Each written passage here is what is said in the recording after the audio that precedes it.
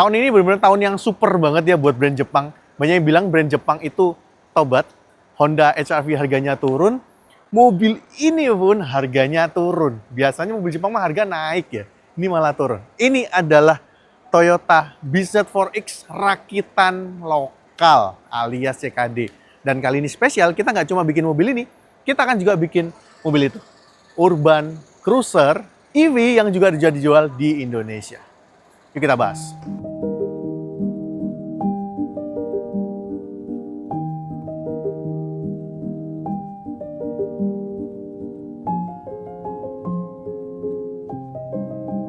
Hai guys, welcome back to Autonet Max dan saya Satria Katana, dan di sebelah saya sudah ada SUV listrik yang kalau kemarin-kemarin orang mau beli udah pikir-pikirnya nggak usah lama-lama. Ya nggak usah beli aja, 1,2 M gitu. Tapi mobil ini sekarang dijual dengan harga yang sudah terkoreksi sekitar 30%-an kalau nggak salah.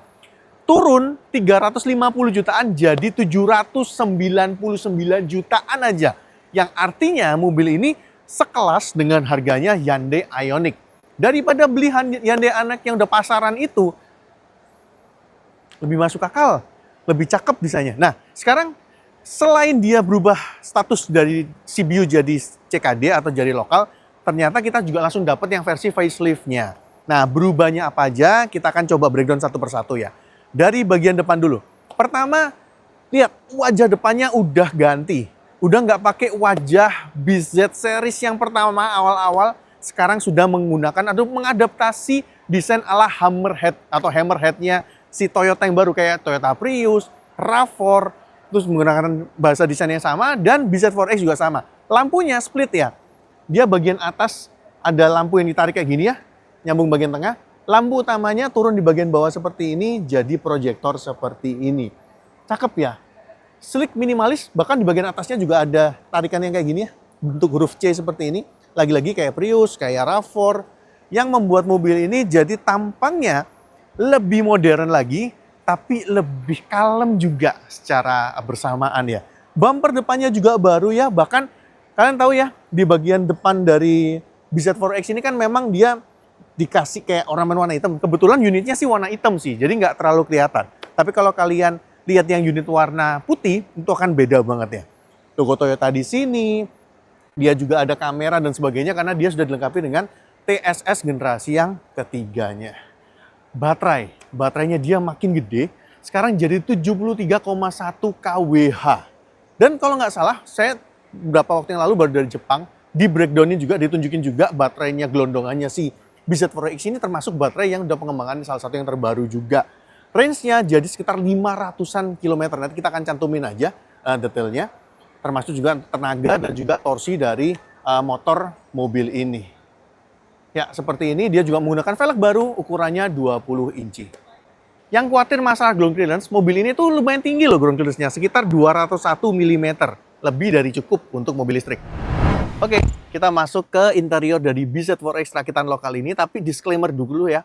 Buat kalian yang mungkin sempat datang ke GJAW tapi menemukan ada beberapa detail yang mungkin agak kurang pas. Sebenarnya kan ini mobil masih prototype, jadi nggak langsung dikirim besok juga gitu ya. Jadi masih akan ada fase-fase untuk segera diproduksi. Tapi kalau kalian mau beli, mobilnya udah bisa dijual dengan harga 799 jutaan.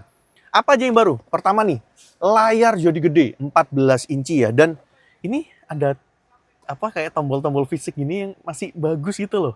Saya nggak nyala ya ini, tapi tactile-nya oke.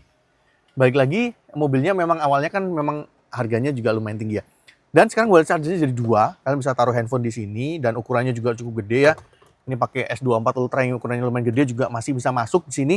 Dan untuk transmisinya masih tetap ada di bagian tengah seperti ini, ada cup holder dan juga masih ada konsol tengah seperti ini bisa buat taruh-taruh barang. Yang baru lagi dia ada pedal shift nih di sini buat deselerator atau regenerative braking-nya lah ya. Panoramic roof-nya udah tanpa pilar, jadi kelihatan lega, bagus juga. Plus ini turunan juga ya dari Prius.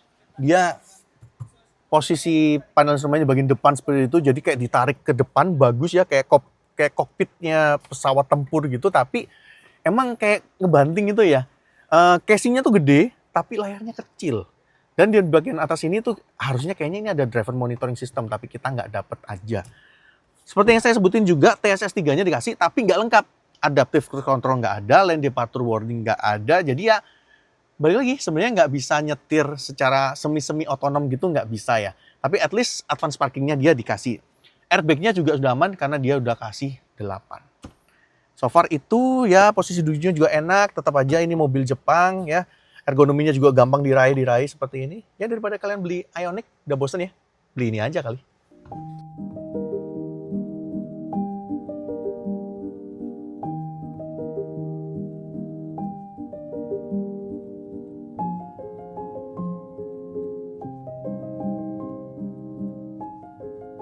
Oke, itu Toyota BZ4X rakitan lokal. Harganya 799 jutaan. Tapi kalau kalian merasa budgetnya harus turun dikit, ya ini Toyota Urban Cruiser EV. Tapi by the way kita udah pernah bahas ya. Dan ini kan mobil rakitan India ya. Jadi karena ini mobil rakitan India, kita akan serahkan ke yang biasa bahas mobil motor India ya.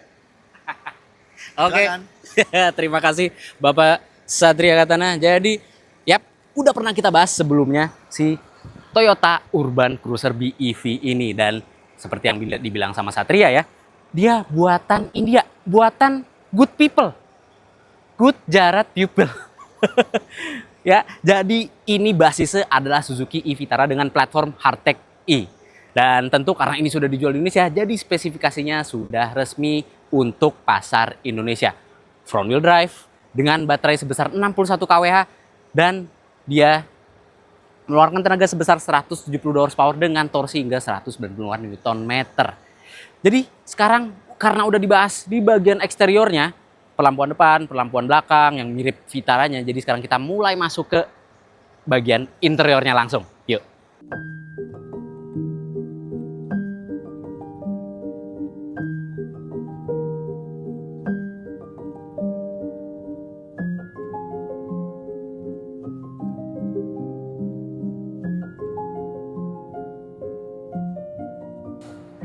Oke, sekarang kita masuk ke dalam interior Toyota Urban Cruiser untuk pasar Indonesia ini, dan Suzuki e-Vitara banget. Plek ketiplek, cuma paling permainan warnanya aja dari speedometer yang kelihatan nyambung ini ya sama head unitnya, terus setir sampai ke panel bagian tengahnya. Yang beda paling cuma tuas transmisi yang nanti kita bahas. Sekarang kita bahas soal bagian setirnya dulu ya. Dia ada tombol cruise control sama adaptive cruise control juga ya. Jadi ada lane keeping assist juga, dan di sebelah kiri itu tombol untuk multimedia mengatur head unitnya. Karena ini nggak bisa kita nyalain, jadi kita tuh ya bisa ngelihat kalau layarnya kecil, sebenarnya layar speedometernya nggak sampai atas sini. Jadi layarnya cuma segini doang nih. Tuh. Kecil tapi tetap informatif pastinya karena itu layar. Dan speakernya udah dari JBL loh. Wow, hebat juga. Mungkin kalau dipinjemin nanti kita coba ya tes speakernya. Lanjut lagi, ada head unitnya. Dia lumayan besar nih head unitnya. Dan di bawahnya itu ada tombol fisik. Jadi nggak semua pengaturan untuk interiornya ada di layar. Masih ada tombol fisik ya untuk mengatur AC, volume, dan multimedia ya, yang lain sebagainya. Di bawahnya lagi ada wireless charging, 2 buah cup holder, lalu tuas transmisi yang persis tuas transmisi ala Toyota. Jadi cara pengoperasionnya kita tekan dulu ke dalam, baru dipindah ke kiri atau ke kanan. Lanjut lagi, di sebelah kanannya ada drive mode, dan di sebelah kirinya ada ini one pedal driving nih, sama mode snow. Jadi ada mode snow walaupun dia front wheel drive doang, bukan yang tipe all wheel drive. Di belakang tuas transmisi ada electronic parking brake dan ada electronic auto hold-nya. Lalu kompartemen penyimpanan kecil. Untuk konsol bagian tengah, dia agak dalam sedikit, tapi nggak terlalu besar memang, dan tidak bisa maju mundurin fix. Tapi untuk menyimpan barang, tersedia kompartemen penyimpanan terbuka yang luas di bagian tengah sini. Oke, lanjut lagi. Ini untuk interiornya udah soft opening ya, tuh. Jadi bisa lambatin dia, dan itu dia untuk bagian interiornya. Sementara di bagian atas kita disuguhkan, Toyota bilang ini panoramic sunroof tapi nggak sampai belakang. Jadi sebenarnya cuma sunroof doang dan nggak bisa dibuka. Paten nih, nggak ada tombolnya sama sekali di atas sini. Jadi cuma lampu aja tuh yang udah LED tombol-tombolnya. Sama spion tengah yang udah auto dimming. Jadi udah keren. Ada dashcam juga nih, jadi mungkin termasuk ke dalam paket pembeliannya. Dan untuk Toyota Urban Cruiser ini sama seperti di Z4X, ada Toyota T-InTouch. Jadi bisa fitur Find My Car dan fitur geofencing pun sudah tersedia di Toyota Urban Cruiser ini. Dan satu lagi, tentunya ada kamera 360. Jadi walaupun mobilnya kecil, tapi tetap visibilitasnya jelas ketika kita mau melewati jalanan kecil atau bermanuver di dalam kota. Sebelum kita pindah ke belakang, kita di sini pengen ngasih tauin kalau misalkan untuk artikulasi pengaturan kursinya dia udah elektrik untuk pengendara aja. Untuk penumpang depan dia sama sekali belum elektrik, masih manual. Tapi untuk bagian pengendaranya, drivernya dia ada lumbar support. Ya cuma maju mundur aja lumbar supportnya. Tapi artikulasinya juga banyak nih, maju mundur, reclining, naik turun. Itu bisa semua. Dan setirnya tilt sama teleskopik. Ya. Oke, jadi posisi berkendara enak banget. Oke, jadi sekarang kita pindah ke bagian belakang. Ya, sekarang kita masuk ke bagian dalamnya si Toyota Urban Cruiser ini. Tapi sebelum gue masuk ke bagian dalam, ini untuk pembukaan handle pintunya keren di pilar C. Dan jendelanya udah all auto semua. Dari depan sampai ke belakangnya. Jadi keren ya. Ya. Oke, sekarang kita berada di bagian belakang kursi penumpang Toyota Urban Cruiser. Dan ini posisi mengemudi gue ya, dan gue dengan tingginya 164 cm, headroom lumayan oke. Dia nggak lega-lega banget. Jadi yang tingginya 170 cm mungkin mulai agak klaustrofobik nih untuk bagian kepalanya, sementara bagian lututnya lega ya. Tapi sayang karena dia mobil listrik, jadi baterainya ada di bagian platform sehingga lantainya agak naik dan membuat paha nggak kesupport sama kursinya dengan baik.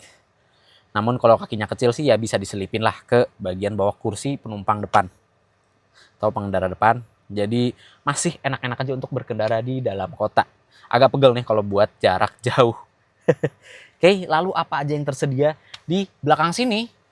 Lampu interior LED, dia di bagian kiri kanan ya. Terus nggak ada sirkulasi AC sama sekali. Jadi cuma ada colokan USB Type-C dan Type-E, lalu ada kompartemen penyimpanan yang kecil banget di bagian tengah sini.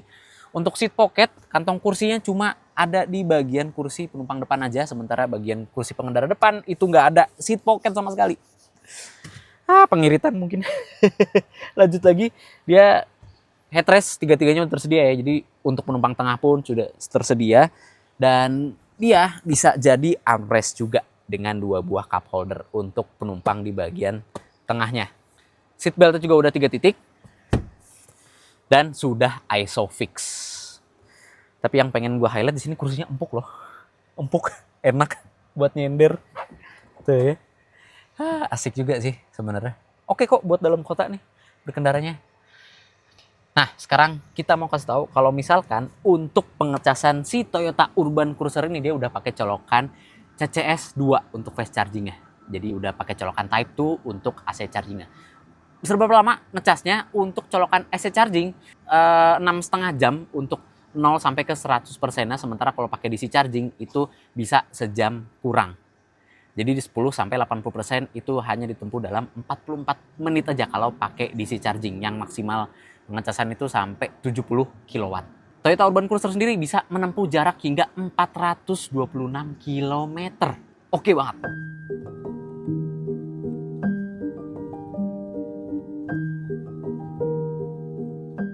Oke, jadi itu dia Toyota Urban Cruiser yang resmi dijual di Indonesia dengan spesifikasi tersebut. Gimana menurut lu, Sat?